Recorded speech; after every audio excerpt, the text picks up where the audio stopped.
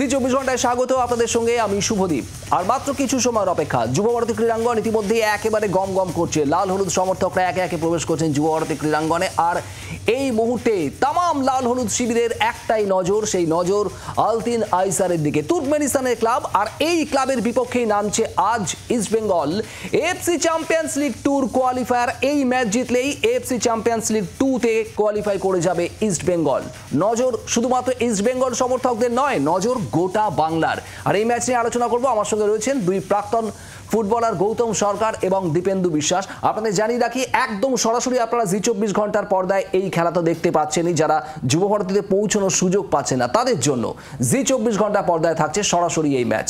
দীপেন্দু, সত্যি গর্বের জায়গা বাঙালি হিসেবে, বাঙালি ফুটবল প্রেমী হিসেবে। মোহনবাগান ইতিমধ্যে কোয়ালিফাই করেছে আইএসএল চ্যাম্পিয়ন হওয়ার পর, আর এবার ইস্টবেঙ্গলের পালা। কি মনে হয় আজকে জিততে পারবে? বাঙালি হিসেবে গর্বের ব্যাপার, কেন ইস্টবেঙ্গল অনেকদিন পরে এএফসি চ্যাম্পিয়নশিপ খেলছে। এটাও ইস্টবেঙ্গল সমর্থকদের কাছেও একটা মানে খুব ভালো ব্যাপার আর কি। এবং ইস্টবেঙ্গল এএফসি চ্যাম্পিয়ন্স লিগের আগেও খেলেছে, কিন্তু অনেক দিন যেহেতু যখন আইএসএল শুরু হওয়ার পর থেকে ইস্টবেঙ্গল যেহেতু আইএসএল চ্যাম্পিয়ন এবং আই লিগ চ্যাম্পিয়ন এর আগে এএফসি চ্যাম্পিয়নশিপ খেলেছে। এবার সুপার তারপর একটা লম্বা ব্যাড প্যাচ গেছে ইস্টবেঙ্গলে, এবং সেখান থেকে সুপার কাপ জিতে ইস্টবেঙ্গল এই কোয়ালিফাই খেলার সুযোগ পেয়েছে। এবং আমি আশা করব আজ ইস্টবেঙ্গল তার নিজস্ব খেলা খেলবে এবং যেভাবে টিম সাজিয়েছে ইস্টবেঙ্গল একটা ভালো ফুটবল এবং এখান থেকে জিতে কোয়ালিফাই করবে। তুমি কলিঙ্গ সুপার কাপের কথা বলছিলে গৌতমদা। প্রায় 12 বছর পর কোনো জাতীয় পর্বের টুর্নামেন্ট জিতেছে ইস্টবেঙ্গল কার্লোস কুয়াদ্রাতের হাত ধরে। আমরা দেখেছি এই কলিঙ্গ সুপার কাপ, আর সেটা জয়ের পরেই এই খেলায় খেলার সুযোগ পাচ্ছে ইস্টবেঙ্গল, যেখান থেকে জিতলে এএফসি চ্যাম্পিয়ন্স লিগ 2-তে একদম সরাসরি। এটা তো মানে এটা আন্তর্জাতিক স্তরে এটার একটা গ্র্যাভিটি আলাদা। যে আমরা ঘরোয়া বলি দেশে ইন্ডিজিনাস লেভেলে ভারত, কিন্তু এটা একদম এএফসি মানে একটা টপ লেভেল একটা টুর্নামেন্টে ইস্টবেঙ্গলের আজকে মানে সত্যি কথা একটা বড় প্রাপ্তি। এবং আজকে যদি ইস্টবেঙ্গল ভালো খেলে যদি জিততে পারে, সেটা আমাদের সবার কাছে গর্বের। শুধু বাংলা না, সারা দেশের ক্ষেত্রে দেশই জড়িয়ে যায়। কারণ ইন্টারন্যাশনাল লেভেল যখনই হয় আন্তর্জাতিক স্তরে মানেই শুধু কলকাতা বাংলায় থেমে থাকলে চলবে না। তো কাজে আজকে ইস্টবেঙ্গলের যা লাইন আপ যেটা আমরা দেখছি, হিজাজি থেকে আরম্ভ করে, মার্ক থেকে আরম্ভ করে, তালাল, মায়েস, নন্দ, যাকে আমি খুব ফেভারিট হয়ে গেছে আমাদের নন্দ। আইএসএলও দীপেন্দু যদি ভুল না বলি প্রথম মেতে গোল করেছিল। তো আজকে ও খুব আশাবাদী। যদিও ইস্টবেঙ্গলটা ঐতিহ্য আলাদা, এত বছর 100 বছরের ক্লাব, এবং যে ক্লাবটার সাথে যার সাথে এই যে আলতিন আসির যে টিমের সাথে খেলতে যাচ্ছে, তারা কিন্তু খুব বেশি দিনকার টিম না, 15-16 বছরের টিম, কিন্তু সেই টিমটাও কিন্তু যথেষ্ট পারফর্ম করছে। দুরন্ত পারফর্ম করছে। হাইট, ওদের মানে খেলার দক্ষতা, ওদের কোচ ইয়েদুরি, মানে সব মিলিয়ে কিন্তু ওরাও কিন্তু যথেষ্ট কিন্তু ভালো জায়গায় আছে। কাজে আমার মনে হয় আজকের কিন্তু খেলাটা যারা আজকে মাঠে আসবে তারা অবশ্যই নিশ্চিতভাবে কিন্তু একটা খুব ভালো খেলা দেখতে একেবারে। ইস্টবেঙ্গল টিমটা কিন্তু বেশ ভালো সাজানো হয়েছে। এবার অনেকেই বলছেন শুধুমাত্র লাল হলুদ সমর্থক না, কুয়াদ্রাত যেভাবে দলটাকে তৈরি করেছেন, আজকের যে টিম, যে ফার্স্ট টিম করেছে কুয়াদ্রাত, তাতে ডেভিড, নন্দকুমার আর তালালকে রেখেছে ওপরে। এবং তালালকে আমরা এর আগের সব কটা ম্যাচ দেখেছি ও একটু পিছন দিয়ে খেলছে, কিন্তু আজকে ও ডেভিড এবং নন্দকুমার, দেখো ডেভিডের কাছে এই ম্যাচটা কিন্তু ওর ভারতীয় দলে জায়গা করার ম্যাচ। কেন সুনীল ছেত্রী অবসর নিয়েছে, এখন ওই জায়গাটা কিন্তু কে খেলবে এটা সারা ভারতবর্ষের প্রশ্ন আছে।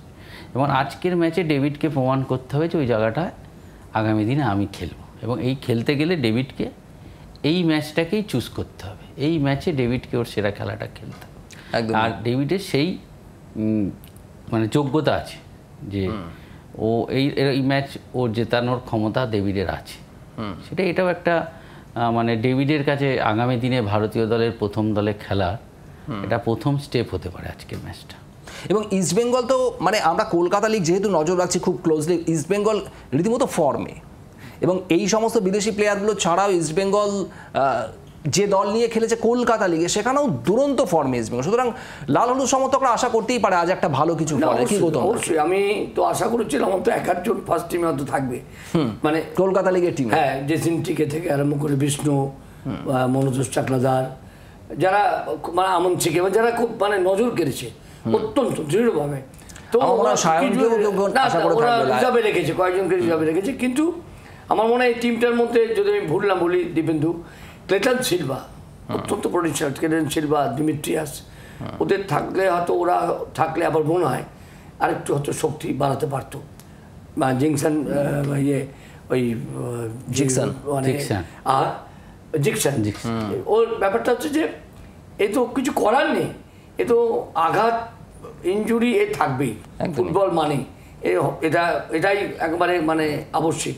কিন্তু ব্যাপার হচ্ছে যে আজকে নিশ্চিতভাবে বলা যেতে পারে যে টিম সাজিয়েছে ইস্ট বেঙ্গল, এর চেয়ে ভালো টিম আর হতে পারে স্মল দলে। একটা খুব ইন্টারেস্টিং পয়েন্ট দীপেন্দু দা, গতকাল আমরা কুয়াদ্রাতের বক্তব্য শুনছিলাম, উনি ইস্ট বেঙ্গলকে আন্ডারডগ হিসেবে রাখছেন এবারের ম্যাচে। এটা কি একটা স্ট্র্যাটেজি? হ্যাঁ, এটা স্ট্র্যাটেজি, সত্যি। এবং ওর স্ট্র্যাটেজিতেই দেখবে রিজার্ভ বেঞ্চে দিমিয়ান্ত কোস এবং ক্লিন্টন ডিসিলভা আছে, তাহলে এই স্ট্র্যাটেজিতে দ্বিতীয়ার্ধে এই দুজনকে নামিয়ে ম্যাচ বার করে নিতে পারে।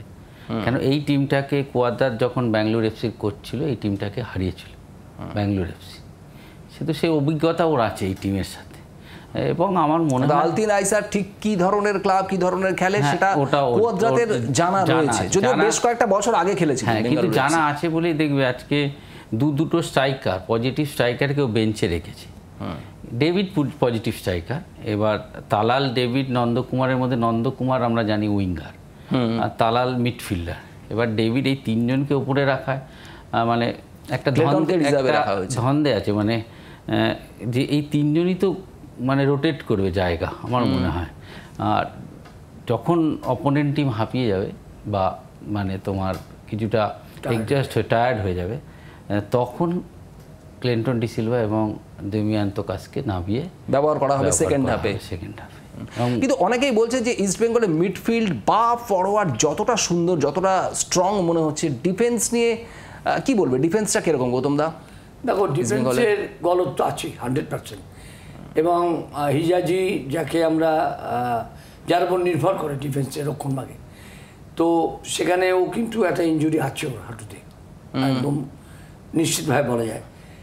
এবং জানি না, নিশ্চয়ই কোচ তাকে সেই পুরো ফিট জেনেই তাকে ইয়ে করছে, মার্ক আছে, রাকিব আছে, কিন্তু যে কোনো কারণেই হোক ডিফেন্সে কিন্তু ফাঁক ফোকর একটু দেখা যাচ্ছে, মানে ডিফেন্সটা খানিকটা কিন্তু সেইভাবে সেই আত্মবিশ্বাস নিয়ে, সেই মনোবল নিয়ে, সেই অ্যাগ্রেসিভনেস নিয়ে কিন্তু ডিফেন্সে খেলতে। তবে আজকে আমার মনে হয় যে সবসময় যে ডিফেন্স খারাপ খেলবে, ডিফেন্সের খারাপের জন্য টিম হারবে, এটা কখনো না। আজকে হয়তো নিশ্চয়ই ওরা রিকভার করেছে, ওরা সেইভাবে প্র্যাকটিস করেছে। এবং দেখো, একটা ডিপার্টমেন্টে শুধু ডিফেন্সকে খারাপ বলে না, ডিফেন্স এটাও তোমায় দেখতে হবে যে ডিফেন্সের উপর যদি ক্রমাগত চাপ আসে বিপক্ষ দলের থেকে, সেখানে তোমার মিডফিল্ড আছে, তোমার স্ট্রাইকিং জোন আছে, মানে অ্যাটাকিং মানে থার্ড আছে, সেখানে তোমায় দেখতে হবে যে তারাও কতটা ঠিকভাবে তারা সেই লড়াইয়ে ঠিকভাবে সামিল হতে পারছে কিনা, বা তারা সেইভাবে মানে বিপক্ষ দলের বিরুদ্ধে সেভাবে খেলতে পারছে। এখানেই মনে হয় কার্লোস কুয়াদ্রাতের একটা বড় চ্যালেঞ্জ থাকছে আজকের ম্যাচে। দীপেন্দু দা, আমি এই যে একটা জিনিস জানতে চাবো, এই ধরনের ম্যাচগুলোর ক্ষেত্রে যেখানে প্রতিপক্ষ আমার অনেক বেশি পরিচিত নয়, সারা বছর যে আমি অনেকগুলো ম্যাচ খেলেছি এই প্রতিপক্ষের বিরুদ্ধে তা নয়, বা তাদের খেলা দেখছি তা নয়, তুমিও এই ধরনের অনেক ম্যাচ খেলেছো, তোমার নিজের অভিজ্ঞতা রয়েছে, কি মনে হয় এই ধরনের একটা ম্যাচ হিসেবে অত্যন্ত ভাইটাল, যদিও প্রতিপক্ষ ঠিক অতটা জানা নয়, সব কিছু আমি জানি না প্রতিপক্ষর কি স্ট্র্যাটেজি? ওই জন্যই দেখবে মিডফিল্ডে সৌভিক এবং সোল ক্রেসপোকে রেখেছে।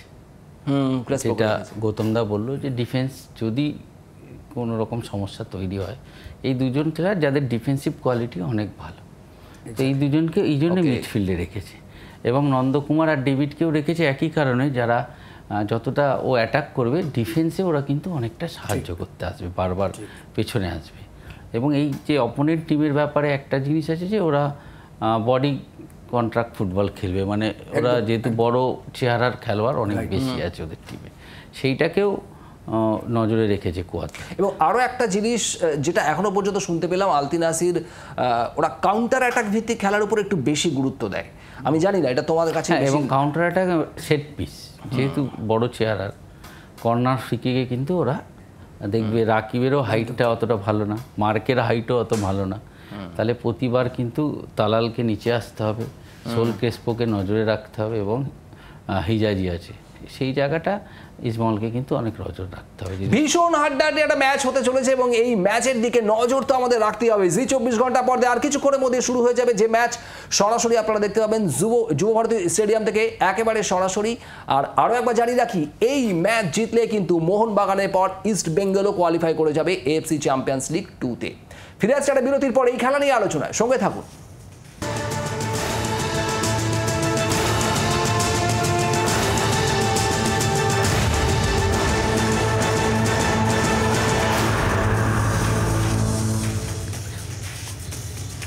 বাংলার তথা এদেশের ইস্ট বেঙ্গল বনাম তুর্কমেনিস্তানের আলতিন আইসার, এই দুই দলের মধ্যে খেলা, যারা জিতবে তারা কোয়ালিফাই করে যাবে AFC চ্যাম্পিয়ন্স লিগ 2-তে। একদম সেখানে মোহনবাগানের পরেই ভারতীয় দল হিসেবে ঢুকে যাবে ইস্ট বেঙ্গল, যদি ইস্ট বেঙ্গল জিততে পারে। খেলা শুরু হয়ে যাবে আর কিছুক্ষণের মধ্যেই সরাসরি জি 24 ঘন্টা পর্দায় আপনারা দেখতে পাবেন যে খেলা চলবে যুব ভারতী ক্রীড়াঙ্গনে।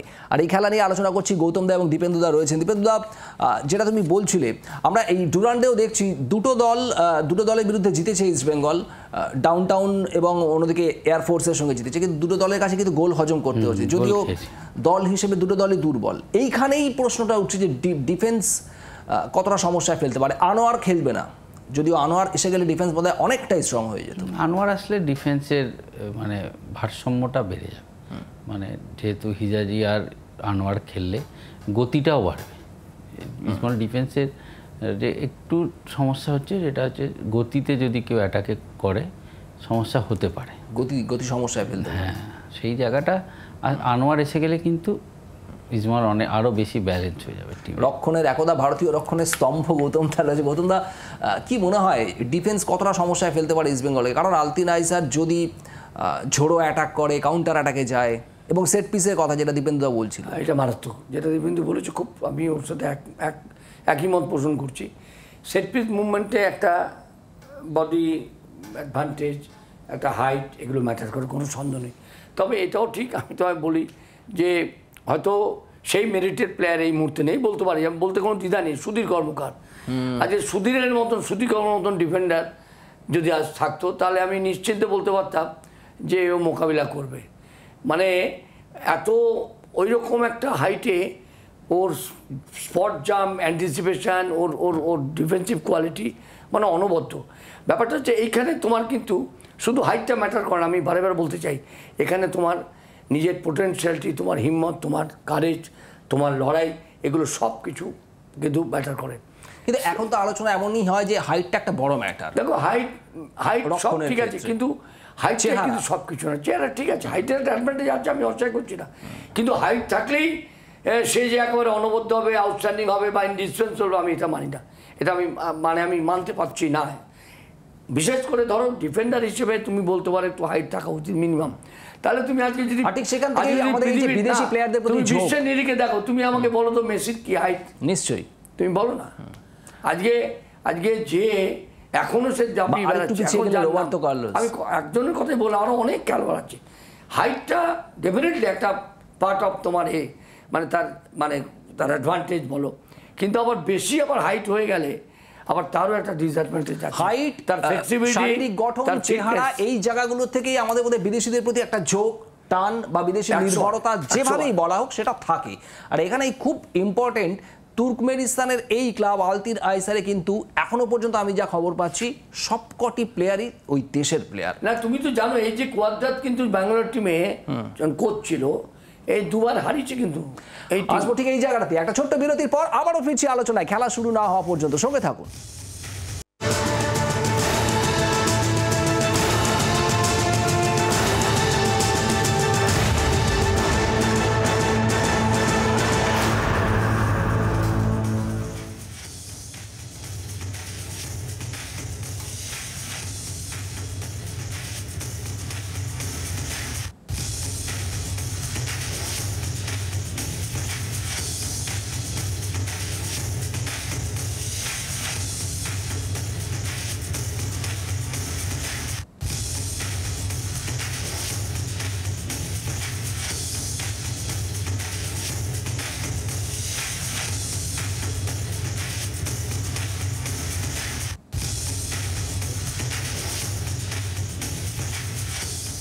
ফরমেশন দেখছিলাম আমরা, দীপেন্দু দা 4-3-3-6 ইস্ট বেঙ্গল এগোবে, আর আলতিনাই স্যারের ফরমেশন কি মনে হলো? 4-1-4-1 অ্যাটাকিং, হ্যাঁ অ্যাটাকিং না ডিফেন্সিভ, 4টে ডিফেন্ডারের সামনে আর একটা ডিফেন্সিভ মিডফিল্ডার লিখেছে 4-1, আবার 4জনকে রেখেছে আর একজন সামনে রেখেছে। তার মানে শুরুতেই যে defensive। খুব বড়সড় অ্যাটাকে যাবে আলতিনাই স্যার তা নয়। না, ইসমাইলকে দেখে তারপরে অ্যাটাকে যাবে। মানে 4-1-4-1 মানে ডিফেন্সিভ ফরমেশন, মানে ডিফেন্স করে কাউন্টার অ্যাটাকে যাবে। আর একটা ওদের যেটা আগেও বললাম যে ওরা সেট পিসে কিন্তু খুব ভালো, সেট পিসে মানে কর্নার, ফ্রি কিক, এটা মারাত্মক হতে পারে এবং সেখানে নজর রাখতে হবে। গৌতম দা কি মনে হয় আজকের ম্যাচে কি মানসিকভাবে আলতিনাই স্যার একটু এগিয়ে থাকবে? গতবারের এএফসি কাপে খেলেছে তারা, যদিও গ্রুপ স্টেজেই, মানে তারপর আর এগোয়নি, বলতে হবে এটা এগিয়ে থাকবে, এগিয়ে থাকবে। আর এখানেই বোধহয় কুয়াদ্রাতের কারণ এই টিমটার মধ্যে যথেষ্ট শক্তি আছে, কিন্তু যেটুকু আমরা জানতে পেরেছি, এবং টিমটা সবচেয়ে বড় কথা তুর্কমেনিস্তানের ঘরোয়া লিগে না, এই কথা কেন বলছি শোনো, সবচেয়ে বড় জিনিস এই ভদ্রলোক, এই কোচ 2014 থেকে 10 বছর ধরে টিমটা মানে হাতুর তালুর মতন ও জানে টিমটার মানে চরিত্র, এবং এই টিমটাকে যে 10 বছর ধরে নার্চার করছে, কোচিং করছে, এটা চারটিনের ব্যাপার না একদম, এবং সাফল্য আছে বলেই কিন্তু আছে এখনো সাস্টেন করছে। পৃথিবীতে ব্যর্থ করছে জায়গা নেই, এটা মানতে হবে তোমাকে, অ্যাকসেপ্ট করতে হবে, মানে তোমাকে সত্যটাকে অ্যাকসেপ্ট করতে হবে। আমি পারিনি, আমাকে ফেরত, আমাকে যেতে হবে, ব্যাক করতে হবে। এই সেই জন্যই বলছি, যেহেতু একই কোচ 10 বছর 11 বছর ধরে এই টিমটাকে নিয়ে মানে লড়াই করে যাচ্ছে, এই টিমটা তো ডেফিনেটলি একটা আলাদা। কার্লোস কুয়াদ্রাত অতটা সময় নিয়ে ইস্ট বেঙ্গলে কোচিং করাচ্ছেন না, কিন্তু কুয়াদ্রাতের সাফল্য কিন্তু সত্যি মাথায় রাখতে হবে। কলিঙ্গ সুপার কাপ জয়ের পর কুয়াদ্রাত কিন্তু সত্যি কুয়াদ্রাতের উপর ভরসা রাখছে লাল হলুদ শিবির, এবং আজকের ম্যাচে আমরা সমস্ত তামাম বাঙালি ফুটবলাররা, শুধু না সমস্ত ভারতীয় ফুটবল প্রেমীরাই মনে হয় আমরা চাইবো আজ কুয়াদ্রাতের স্ট্র্যাটেজি ক্লিক করে যাক। ইস্ট বেঙ্গলের জয় মানে শুধু বাংলার জয়, সারা দেশের জয়, কারণ আন্তর্জাতিক স্তরের ব্যাপার, এটা আন্তর্জাতিক মানে তোমার ওরিয়েন্টেড হয়ে গেছে, ইন্টারন্যাশনাল ওরিয়েন্টেড, এটা কিন্তু আর দেশের মধ্যে নেই, ইন্টেলিজেন্স লেভেলে নেই, এটা মানে রাখো, এটা মানে মনের মাথায় রাখতে হবে। কাজেই ইস্ট বেঙ্গলের আজকে জেতার জন্য তো ডেফিনেটলি সারা বাংলা মানে একেবারে সোচ্চার হয়ে আছে, একদম মানে মুখরিত হয়ে আছে, কিন্তু মুখে বললে তো হবে না, তোমাকে একটা কথা এসে যে it is easy to say but difficult to act. Dipendu দা কি বলবে একজন স্ট্রাইকার হিসেবে? ক্লেটন রিজার্ভে আছে, দিয়ামান্তাকোস রিজার্ভে, কোচ খুব পরিকল্পনা মাফিক টিম করেছে। এই ম্যাচ ইসমাইল জেতার জন্য খেলবে, কিন্তু সেটা দ্বিতীয়ার্ধে প্রথমে দেখে নেবে কেন। ওকে, যেহেতু কুয়াদ্রাত এর আগেও এই টিমের এগেনস্টে 2বার জিতেছে, কিন্তু ও তার সেটাও অনেক দিন আগে, ওই টিমকে দেখে নেওয়া, ফার্স্ট হাফটা দেখবে, সেকেন্ড হাফে কিন্তু ওর হাতে 2জন সেরা স্ট্রাইকার আছে ভারতবর্ষে, মানে তার হাতে রেখে মাঠে নামা আছে দল, এবং জ্যাকসনের মতো মিডফিল্ডার আছে, বিষ্ণু আছে, বিষ্ণুর স্পিড এই ম্যাচে কাজে লাগতে পারে। এবং কলকাতা লিগে যেহেতু এখনো পর্যন্ত ফর্মে রয়েছে ইস্ট বেঙ্গল, রীতিমতো ফর্মে রয়েছে, সেটা তো কিছুটা হলেও দলের প্লেয়ারদের না, আমি তো বললাম তোকে প্রথমে, আমি ভেবেছিলাম মতো একজন কলকাতা লিগে যারা এত ভালো খেলছে, ইস্টবেঙ্গলকে একদম মানে মানে শুধু সাফল্যের জায়গা না, একদম মানে একেবারে ধারাবাহিকভাবে দৌড়চ্ছে, এত ভালো খেলছে, একজন খেলোয়াড় আমি এক্সপেক্ট করেছিলাম। আমার বলার এখানে কোনো অধিকারই নেই, বা আমি হয়তো বলতে পারি, কিন্তু থাকলে হয়তো আমরা আরও খুশি হতাম, কারণ কলকাতা লিগকে আমরা সবসময় গুরুত্ব দিয়েছি। ফুটবল যেদিন থেকে শুরু হয়েছে কলকাতায়, সেদিন থেকে কলকাতা লিগের আভিজাত্য আলাদা, মাহাত্ম্যই আলাদা। কাজেই আজকে সেই জায়গাটা কিন্তু আমরা একজনকেও পেলাম না মানে দলে। দীপেন্দু তুমিও কি হতাশ?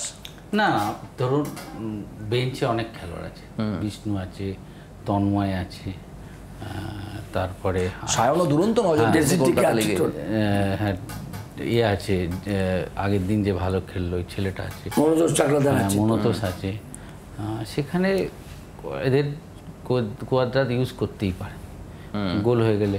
আমার মনে হয় আজকে সঠিক টিম নামিয়েছে একদম। এই এখন অবধি আমার মনে হয় ইস্টবেঙ্গল এক পরিকল্পনা মাফিক যাচ্ছে, এবং দ্বিতীয়ার্ধে ইস্টবেঙ্গল এই ম্যাচ কিন্তু বার করবে। তার মানে তুমি বলছো দু দলই প্রথমার্ধে দু দলকে একে অপরকে দেখে নেবে, এবং সেখানে গোল হওয়ার সম্ভাবনা কম ফার্স্ট হাফে, হ্যাঁ, কিন্তু সেকেন্ড হাফে কিন্তু ইস্টবেঙ্গল অন্য ফুটবল হবে।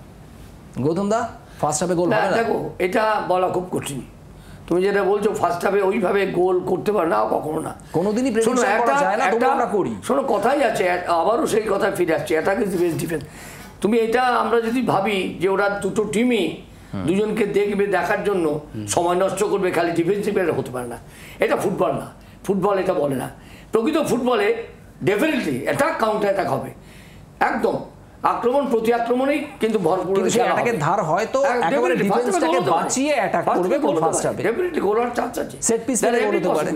হ্যাঁ ডেফিনেটলি একটা সেট পিস খেলার মোড় ঘুরিয়ে দিতে তবে সেট পিস মানে ধরো একটা কর্নার ফ্ল্যাগ দিক থেকে, একটা ফ্রি কিক থেকে ইজি গোল হতে পারে, ওদের চারটা অ্যাডভান্টেজ আছে। কাজেই খেলার মধ্যে এটা বলা মুশকিল যে ফার্স্ট হাফে একেবারে খেলা হবে না। হ্যাঁ, যেটা তুমি বলছো শক্তি দেখে নেওয়া, একটা দলের শক্তি, এটা তো স্ট্র্যাটেজি কেন, এটা খেলোয়াড়দের মতো একটা সেটা আসে যে আমি মাঠে নেমে খেলা শুরু হওয়ার পরে যে কোন দিকটা তাদের স্ট্রং, কোন দিকটা থেকে বেশি অ্যাটাক হচ্ছে, কোন দিকটায় তারা ব্যর্থ। একবারে আমরা এবার সরাসরি নজর রাখবো যুব ভারতী ক্রীড়াঙ্গনে, খেলা একেবারে শুরু হওয়ার পথে, সরাসরি যুব ভারতী ক্রীড়াঙ্গন থেকে।